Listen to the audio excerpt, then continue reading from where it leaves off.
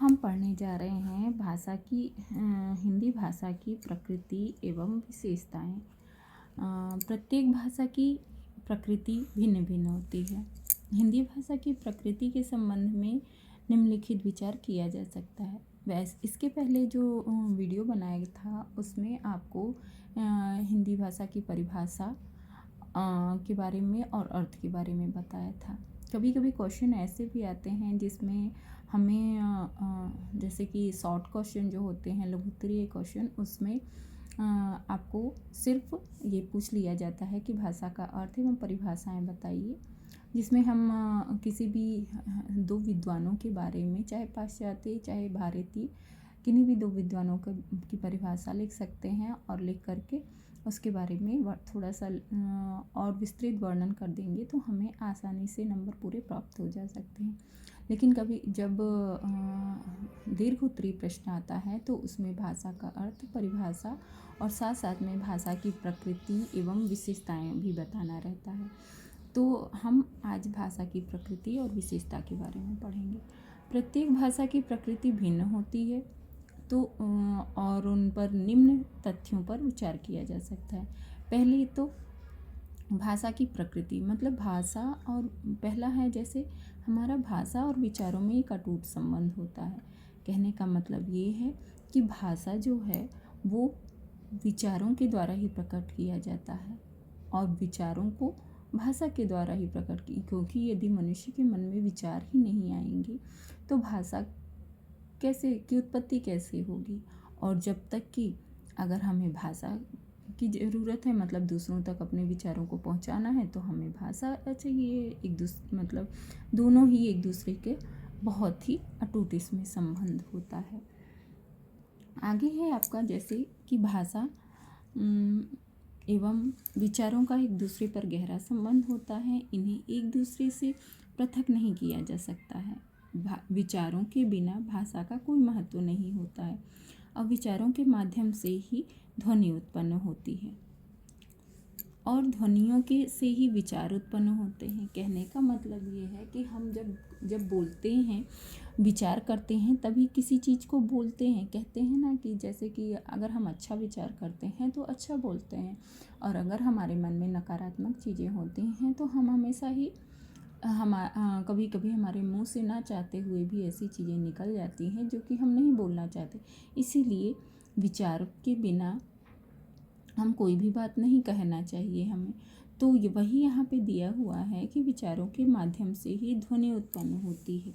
मतलब जब हम विचार करते हैं तभी हम आवाज़ हमारी के रूप में बोलते हैं, और ध्वनियों से ही विचार उत्पन्न होते हैं। विचार प्रधान भाषा मानव जगत की विशेषता है।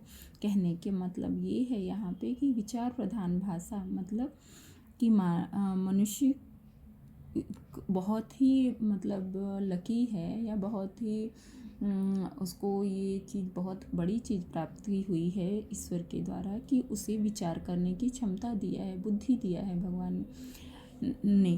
तो इसीलिए यहाँ पे ये कहा गया है कि विचार प्रधान भाषा मानव जगत की विशेषता है। मनुष्य के अतिरिक्त अन्य किसी भी प्राणी को उनकी भाषा तो सबकी है, परंतु उनके विचार नहीं हैं। इसलिए मनुष्य की भाषा के अतिरिक्त अन्य किसी भी प्राणी की भाषा का कोई मूल्य नहीं होता। कहने का मतलब यहाँ पे यही है कि प्रत्येक मनुष्य जो हैं उनके भावों का या भाषा का बहुत, जैसे हम किसी से अगर बहुत बुरे ढंग से बर्ताव करते हैं तो उसका उसके ऊपर प्रभाव पड़ता है। अगर हम वही चीज़ें यदि किसी को अच्छी बात बताते हैं या किसी के साथ में अच्छा व्यवहार करते हैं तो वो खुश हो जाता है, उसके ऊपर अच्छा प्रभाव पड़ता है। तो यहाँ पे यही कहा जा रहा है कि मनुष्य के अंदर ही ये गुण प्रदान है कि वो सोच समझ के बोल सकता है। बोलने की क्षमता, भाषा की क्षमता तो सबको है, पशु पक्षियों को भी, लेकिन उनकी विचारों का, उनकी भाषा का कोई वैल्यू नहीं है। वो दूसरों के अपने विचारों के द्वारा, अपनी भाषा के द्वारा दूसरों को कुछ सिखा या उनका अच्छा बुरा नहीं कर सकते हैं।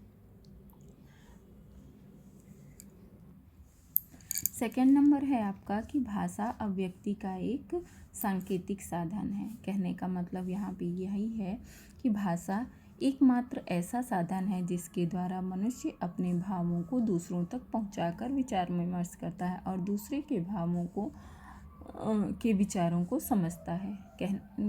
तो यहाँ पे ये कहा गया है कि भाषा के द्वारा ही हम अपने विचारों को दूसरों तक पहुँचाते हैं और दूसरे के विचारों को स्वयं समझते हैं। थर्ड नंबर है आपका कि भाषा एक अर्जित संपत्ति है। अर्जित संपत्ति का मतलब ये है कि हमें भाषा जो है वो वंशानुगत रूप से नहीं प्राप्त हुआ होता, बल्कि एक बच्चा भाषा को अपने वातावरण से ही अर्जित करता है। अतः भाषा एक अर्जित संपत्ति है, अर्थात अपने वातावरण के द्वारा जिन लोगों के साथ वह रहता है तथा उसके साथ भाषा भी सीख लेता है।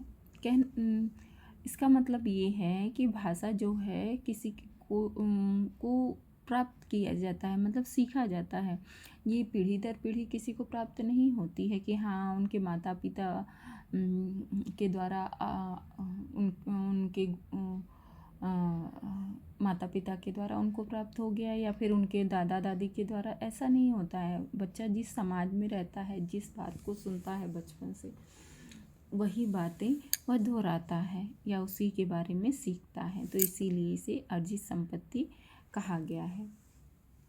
आगे है आपका भाषा गतिशील और परिवर्तनशील होती है। मतलब ये कि भाषा जो है कभी कभी स्थिर नहीं होती, यह समय के साथ धीरे धीरे परिवर्तित होती रहती है। किसी भी भाषा विशेष बोलने वाले लोग उसमें परिवर्तन तो नहीं चाहते, परंतु फिर भी देश और काल के साथ यह धीरे धीरे परिवर्तन होता रहता है। जैसे कि 50 वर्ष पहले हिंदी आज की हिंदी में काफ़ी अंतर हो गया है। कहने का यहाँ पे ये ही मतलब है कि भाषा जो है हमेशा एक स्थान पे या एक ही लोगों के द्वारा या एक ही समाज के द्वारा ऐसा कुछ नहीं है। वह हमेशा परिवर्तित होती रहती है, वह गतिशील होती है। इसी समय से जैसे कि पहले हमारे यहाँ हिंदी के शब्दों में का ही प्रयोग किया जाता था, लेकिन समय के साथ धीरे धीरे अब हिंदी के शब्दों में परिवर्तन के साथ काफ़ी उर्दू, फारसी, अन्य शब्दों की शब्दावली भी प्रयोग की जाने लगी, जो कि हमें पता भी नहीं चलता है कि ये हिंदी है या उर्दू है, लेकिन उसमें काफ़ी परिवर्तन हो गया है भाषा में।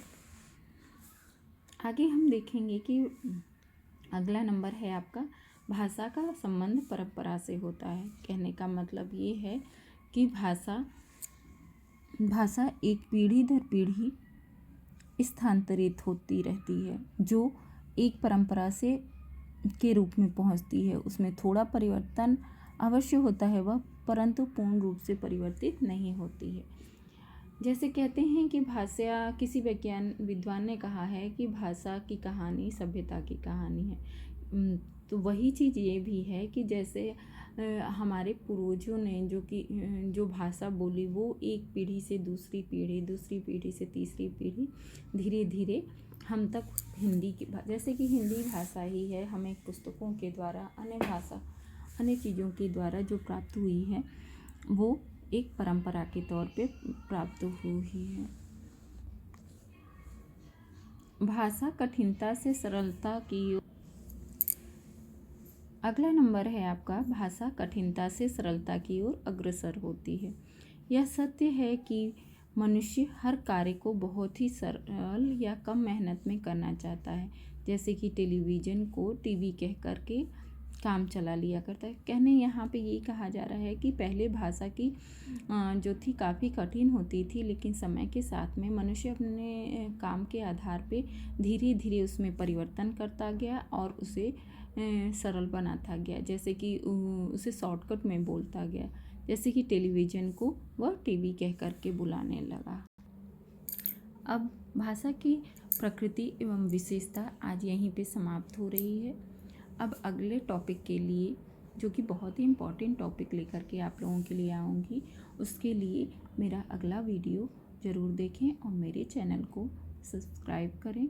लाइक कमेंट करना ना करें। जो भी भूल हुई हो उसके लिए प्लीज़ कमेंट करें ताकि मैं आगे सुधारूं और आपके कमेंट के आधार पे नए वीडियो बनाऊं और मेरा मनोबल बढ़ाएं। धन्यवाद।